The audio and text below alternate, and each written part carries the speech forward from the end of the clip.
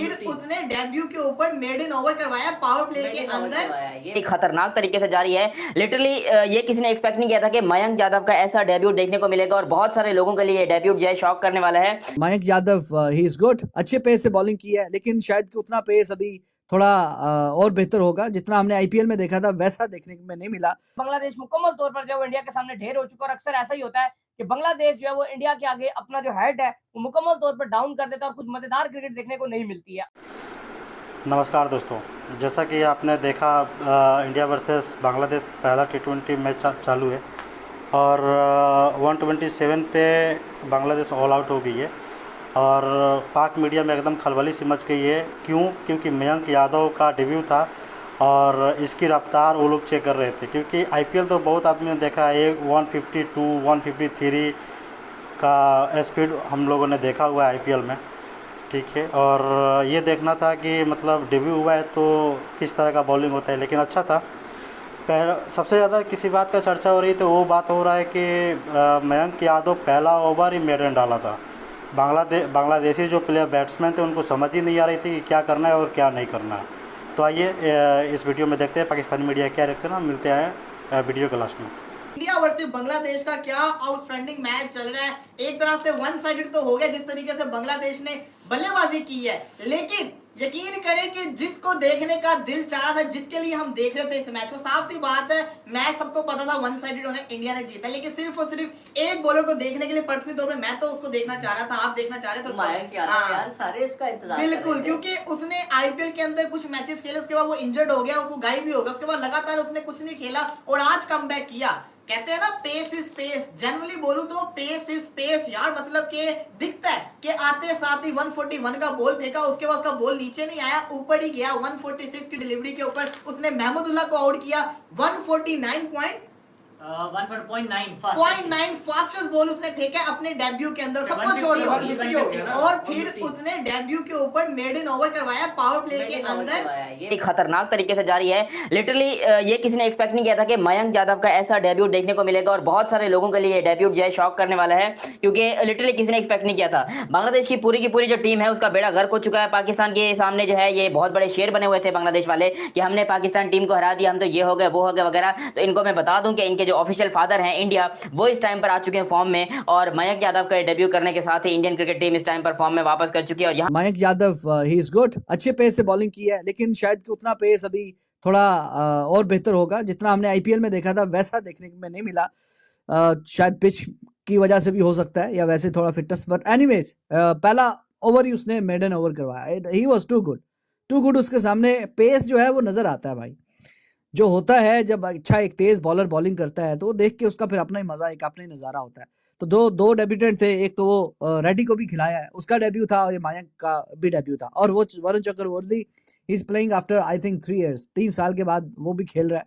तो आप कह सकते हैं कंपैरेटिवली जरा थोड़ा नया बॉलिंग अटैक था, लेकिन उन्होंने फिर भी ऊपर से Arshdeep he was amazing the way he is taking wickets, और वर्ल्ड कप में भी उसने यही कमाल किया था। Sensational debut by Mayank Yadav and Arshdeep Singh and Varun Chakravarthy जो कि 3 साल बाद वापस आ रहे हैं। अर्शदीप सिंह तो मुझे लगता है कि एक न्यू फाउंड लाइफ के बाद, जिस तरह T20 वर्ल्ड कप में आपने अर्शदीप सिंह को देखा था, ठीक है वहाँ एक डिबेट थी वो विकेट्स ऐसी हैं, लेकिन नहीं भाई साहब, Arshdeep ever since he has been showing that class, game after game Arshdeep Singh ऊपर से विकेटें लेता है, डेथ में विकेटें लेता है।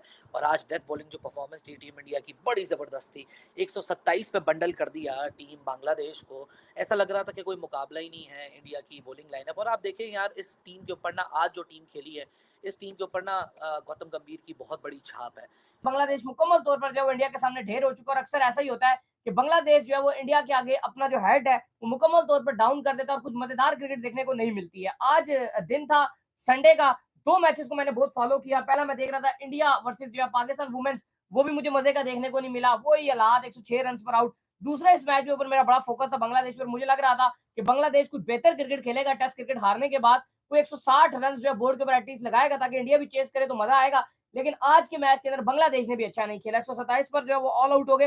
लेकिन ऑल आइज जो आज ग्राउंड पूरा फुल था, वो भी इनको देखने आई हुई थी। माइक यादव को जो टीवी पर भी देख रहे थे, मुझे लगता है कि वो भी माइक यादव को देखने आए थे और हम भी जो है माइक यादव के ऊपर बड़ा ही फोकस करके बैठे हुए थे, स्पेशली जो उन्होंने पहला ओवर किया पूरा ओवर जो है उन्होंने पहला ओवर मैडन फेंका, बीच में बड़ी तेज बॉल्स भी किए, स्लो बॉल्स भी की किए, स्पीड से बॉल डाला। बड़ा कमाल किस्म का जो उन्होंने बॉल डाला। फिर चक्रवर्ती की बात कर लें तो बड़े टाइम बाद जो है इनका कमबैक हुआ है। आखिरी बार आपको याद होगा कि T20 वर्ल्ड कप 2021 में आए थे, बड़ी कुट पड़ी थी इनको दुबई के अंदर, फिर इनको टीम से बड़ी लंबे अरसे के लिए बाहर कर दिया गया था, लेकिन अब वापस आए हैं तो कमाल तरीके से 3 विकेट जो है वो आज वो भी लेकर चले गए। हरदीप सिंह एज यूजुअल कमाल के बॉलर है, 3 विकेट हरदीप। तो भाइयों क्या हाल चाल है, सब ठीक ठाक। जैसा कि आपको पता है कि इंडिया वर्सेस बांग्लादेश का पहला T20 मैच चालू हुआ और बांग्लादेश की टीम 127 पे ऑल आउट हो चुकी है और अर्शदीप सिंह ने 3 विकेट लिए और हार्दिक पांड्या ने 1 विकेट, वरुण चक्रवर्ती ने 3 विकेट। वरुण चक्रवर्ती आई थिंक 3-4 साल के बाद में ये रिटर्न हो रहा है।